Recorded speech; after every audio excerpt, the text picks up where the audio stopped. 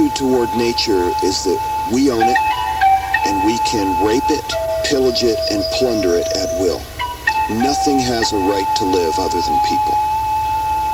What we don't realize we're doing is we far out exceeded the carrying capacity of the land.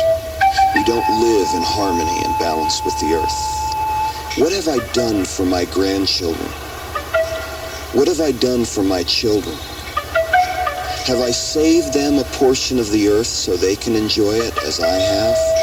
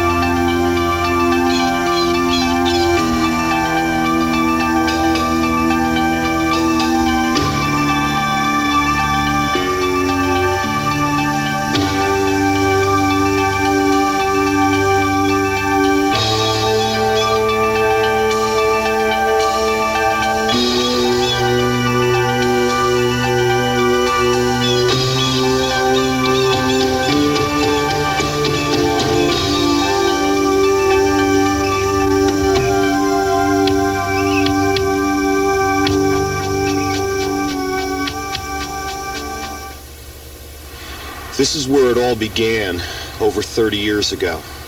My best friend and I used to come down here to the water, and along with us came his grandfather, Stalking Wolf, a Native American from the Southwest. Stalking Wolf taught us how to survive in the woods, how to stalk in the woods, how to track in the woods, and how to be aware.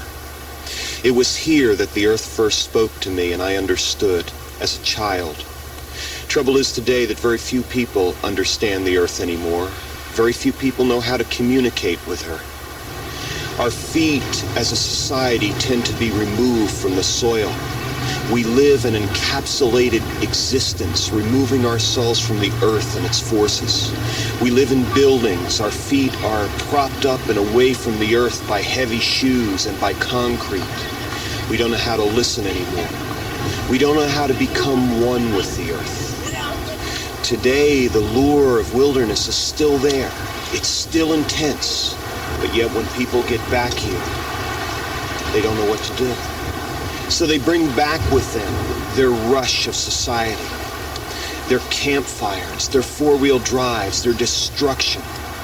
They try to find solitude here, but instead, they destroy the earth. Take a journey with me. Take a journey with me back to the earth and listen to the earth speak, and you will understand.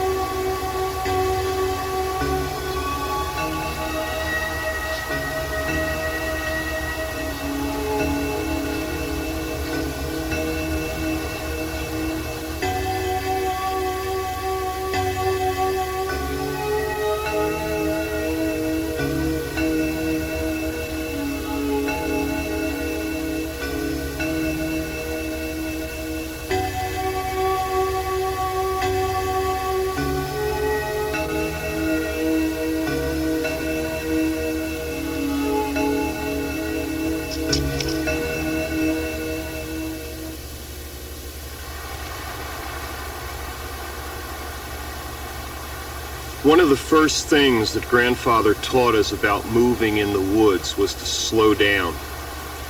was a technique that he called the sacred silence, the silencing of a man's mind and his soul to meet the heartbeat of creation. Too many of us tend to rush through the woods, speeding by and trying to catch schedules or taxi cabs. When you walk into the woods, you have to let go of all that outside world. You have to open up. The mind has got to be stilled of thoughts. Grandfather referred to the thoughts as ripples on a quiet pond that distort the images. When your mind is clear, it's like the surface of a quiet pond. There's a pure reflection. There's no disturbances, no qualifiers. There's no definitions or analysis. There is no time or place. There is just you and nature. But like thoughts, the winds stir the surface of that pond. One of the ways that we can get into the slowing of the sacred silence is to foxwalk. Today, mankind walks through the woods with heavy shoes, chasing those schedules. He brings the rush of society back into the woods with him. And in so doing, he hits heavily on his heels. He's forced to look at the ground because his weight is committed to his steps before the step is even placed on the ground. A better way is the foxwalk, the way that the Native Americans used to walk. A walk that is slow, flowing, almost as a dance. The foot hits the ground with just the barest of touching, and it is rolled to muffle all sound. The body can then be held erect and the head upright because the feet feel the ground. There is no need to look at the ground. Our eyes can look around and see all the things that we would normally miss. Foxwalking teaches us to slow down, and by slowing our body, we slow our mind and we walk as one with the heartbeat of creation.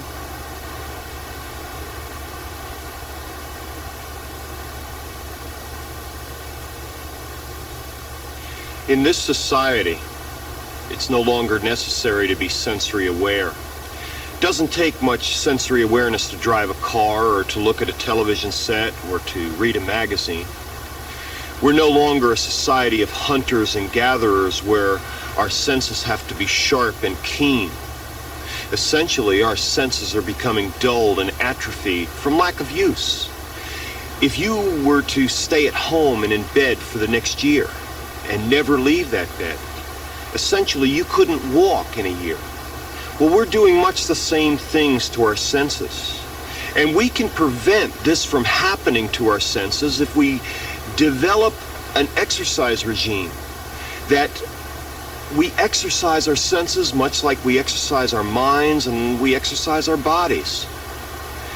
When you're out, when you're in the woods, or even when you're in the city, push your eyesight. Look for shape, color, texture, shadow. Look deeply into the landscape. Look from the minute to the majestic.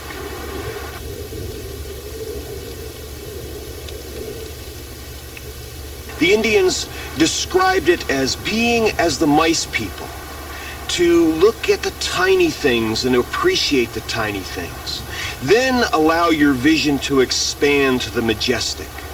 Look for shadow, areas of negativity, areas of positives, and force your sense of seeing to work. With your sense of smell and taste, smell the environment, smell the flowers. Take in the whole bouquet of fragrances in a field. Define one and follow it to its source. In your sense of taste, take time to taste your food. Be like a wine taster, tasting water. Look at it as a wine taster would. Look at the color of the water. Smell it and really savor it. Touch the landscape. I dichotomize the senses of touch into that you touch with your hands and you feel with your body. Feel the wind in your hair and the sunshine on your back. Feel the areas of dampness as you walk through the landscape. Touch a flower. Touch the bark of trees. Touch a leaf or a bud. But with all of your senses, concentrate on them. Expand on them. Make them work. With your sense of hearing, listen to the whole symphony of sound and then take and separate one. Define just one sound out of that whole symphony and follow it to its source. Only by working those senses in a workout, much like we do with the workouts of our bodies, can we ever hope to keep them from getting dulled and atrophied. When people walk along a trail, we have been trained in our society to focus, to use tunnel vision on something. And when mankind looks at something, that is all they are seeing. In this tunnel vision, we cannot pick up movement. We tend to miss so much of what is around us. Instead of using tunnel vision, we have to expand our eyesight, expand it to our ultimate peripheral. When we do this, our eyes become very sensitive to movement all around us. And when we catch a movement, then we can look and see, and see more animals this way. Animals are constantly moving, and that is the only way to pick it up, through the wide-angle vision. We've talked about the sacred silence, the art of silencing our minds so that it is like a clean photographic plate. We've talked about fox walking and slowing down. And we've discussed wide-angle vision and varying our vision.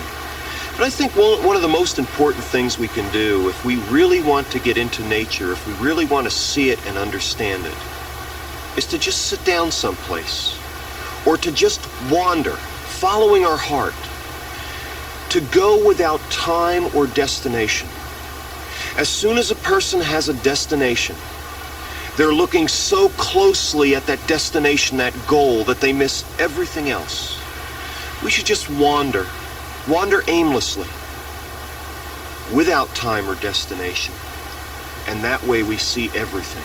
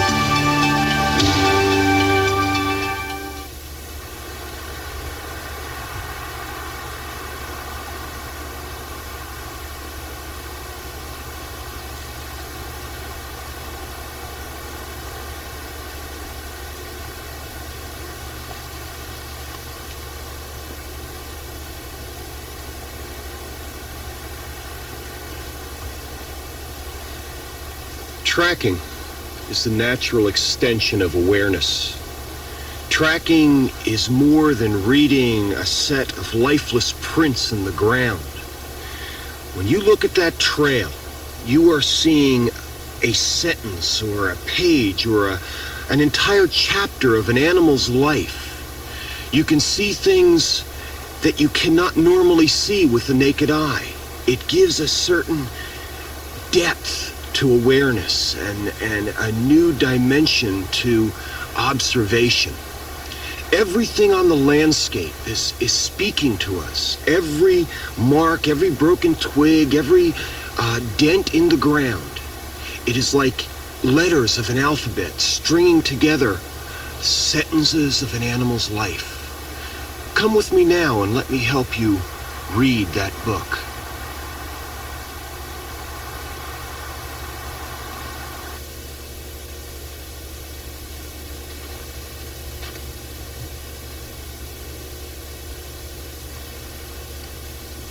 One of the best ways to start teaching yourself how to track and in reading the earth is to find soil such as this sand road or soft ground or mud that really holds a track well. And what we'll have here is a whole story etched in these sands. It's very clear. It isn't the difficult tracking like you get in areas that are covered with pine needles or leaves or grasslands or things like that. These are clear, and it's great for a beginning tracker to start here. Plus you can unravel the stories and the scenarios that have taken place. Tracking, like I said, is a window to the past. It is a window into an animal's actual movement, so that in the final analysis you can actually feel that animal still moving through the tracks. A track is the end of a string, and at the far end a being is moving, dropping a hint about itself every so often and always captured in these tracks. Let me show you what I mean. Take this track here. A yearling had followed its mother across this road. Probably about 4 o'clock, 4:30 this morning. As you can tell by the various degradations on these corners of the track called peaks. You can tell that there was wear marks. You can tell that there was dew on these tracks. Now in this little guy, it's not just a track that runs across the road. It isn't just that this deer is a yearling, but this track contains an entire story. At this point, this little yearling, who was behind his mother and to the side, stopped for a moment, hesitated, and turned a little bit to look down the trail, possibly for danger.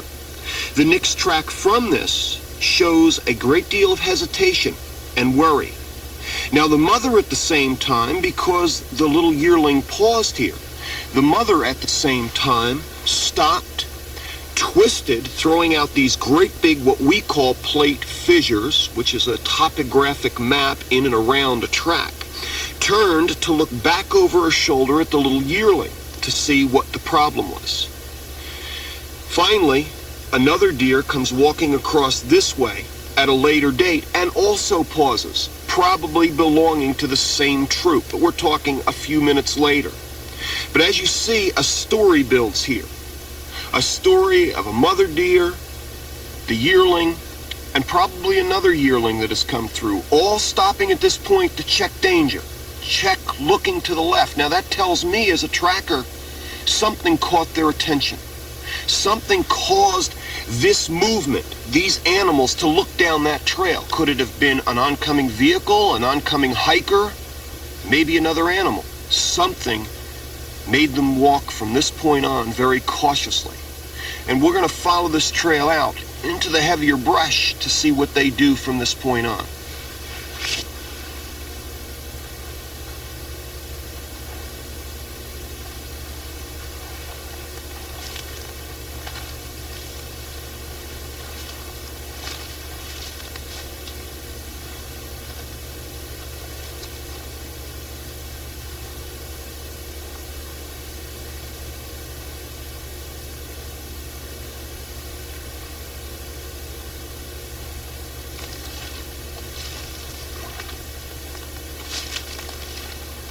As you can see, I've been following these deer along this trail that I've been walking. Now, I found that the two yearlings have now joined up and are following the mother. But you're looking at where I'm standing and you see pine needles and oak leaves and twigs and branches and debris, and you're saying, how can he track through this? It's very simple. Apaches can even track on solid rock. There's a simple concept to it. Everything leaves a track in every medium. You just have to know how to look for it and what to look for. Once I show you what to look for, you're going to be seeing tracks on any type of soil, whether it's covered with debris or not. Now let me show you this example right here. I have a beautiful little track of the female deer. Now to the untrained eye, this looks like debris, but to the trained tracker, this is a lot more. As you can see, this debris in here is broken unnaturally. Some of it is actually kicked around and scraped in, and you can just barely make out the point of the doe's footprint. Now what we can do is, once we establish this as the footprint, we can begin to pull this back, pull the debris out of the track very carefully, and now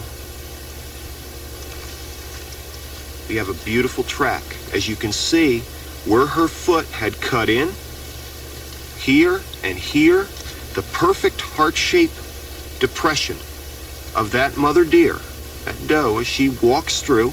And again, I can see where she twisted and pivoted and turned as she went off.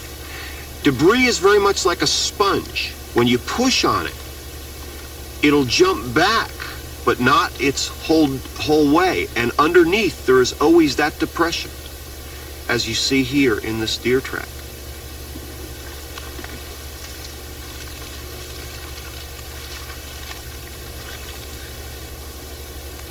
Most people feel that tracking animals is just dealing with following footprints in the soil. That's only half the story. The other part of the story is called sign. The one thing you learn about animals is, like us, they're always going to take the easiest route of travel, except when they're pursued. Now you get in a lot of animals taking that easy route of travel. They're going to wear pathways into the earth. And all of these pathways have names. Right now, I'm sitting along a deer trail. This is a deer trail that's probably been used for 25 years. It's so wide at this point because 3 separate trails come into it. A deer trail is like our superhighways, our expressways.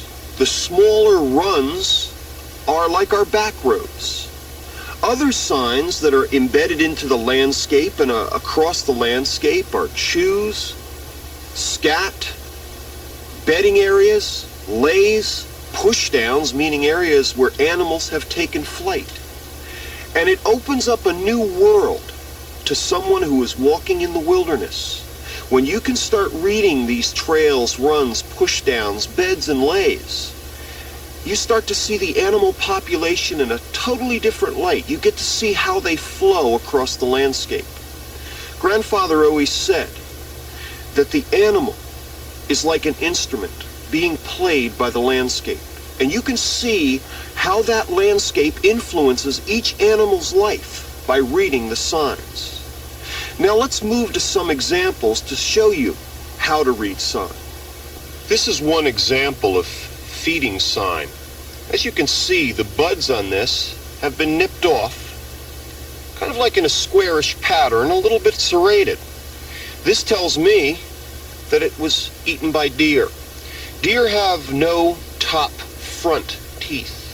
When they bite and push their bottom teeth up against the roof of their mouth, and then they sickle this off, thus leaving a square bite.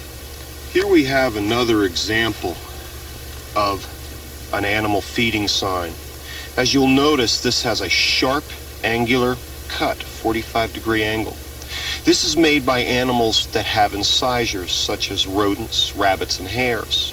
And how this is made is simple. The rabbit would lean up here, and with his incisors would snip that off in giving that angle.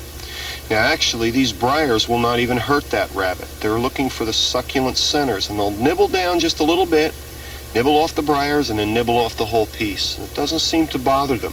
As you see here, we have a well-used animal run. And on any animal run, you're going to come up with an assortment of scat. Now, scat to the tracker is another sign that has a lot of bearing on to the tracker. I mean, you can tell what the animal's been eating and what animal has deposited. These little round scats are rabbit, and you can see that they're very, very fibrous, especially at this time of year. Deer scat are very pellet-like, very, very pellet-like, unlike the round rabbit scat. And we know that the deer has also been on a non-succulent diet, better known as a browse diet, because it is so hard. And anytime you get a run like this, or even a trail, you're going to find all numerous signs, places where animals have abraded things, where they have kicked things out of place, where they have busted things. You could see little branches and stuff along here that have been cut and abraded and nicked. But everything to the tracker is a sign. Everything is telling them something about the animal, about the landscape, about what the animal is eating.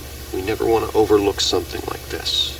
We've crawled into the bushes here, and as you can see, this very small little run here that goes right through these bushes has probably been used for years by rabbits, pheasant, other small rodents, and animals like that. Just a small animal run. It isn't very frequently used. So it would be classified as a back road. And this is the smaller types of runs, and runs vary with the size of the animal that's using them. Now, of course, no deer are going to come through here, so we can say, yeah, it's a small animal run, and it winds through the landscape. They like to stay in this heavy brush because the heavy brush protects them from predation. And this is also where they'll sleep and where they'll feed, and only take short excursions out of the brush to get some more succulent vegetation for their foods. This is their protected areas.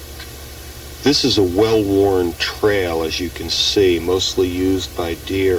It's probably been used for the last 25 years or so. It's got a lot more activity on it than the last run that we looked at. Of course, it's used by bigger animals.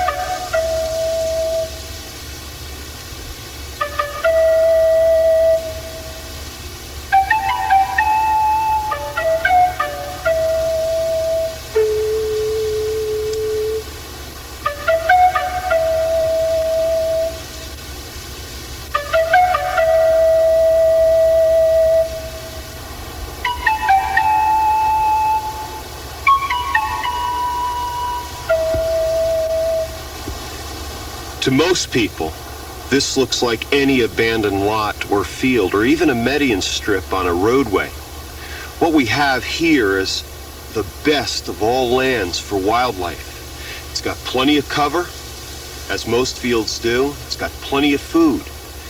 But you've got to know how to look for the animal signs in these type of areas. In tracking, we learn to look close. Right here in front of me, we have a trampled section of grass that looks like it's got nothing on it except for maybe a few deer prints here and here, and nothing else. You say to yourself, well, where can the animals be? Well, there's an animal called a vole. Many people know it as a meadow mouse that lives underneath all of this. They have trails and runs and pushdowns and beds and lays, highways and byways that just crisscross fields like this. And voles are the most preyed upon animal around. You look for voles by separating the grasses. They live in their own little world beneath all of these grasses. People just pass these fields and they don't even know that all of these animals live within the confines of these fields, out of sight from man. These voles are the most single preyed upon animals. And everything eats them, foxes and everything else. And they live in these little tunnels. They like the grass and the soil beneath their feet. They work these tunnels so often that they begin to wear this little trough through the landscape. They're out of sight of most of the predators, and out of the weather conditions. They like to live in the interface between solid ground and this leafy cover here that protects them from everything. And most people miss them. Most people will just pass a field and not see the wealth of wildlife that is even in an abandoned lot or a median strip between two roadways. Tracking teaches you to look close.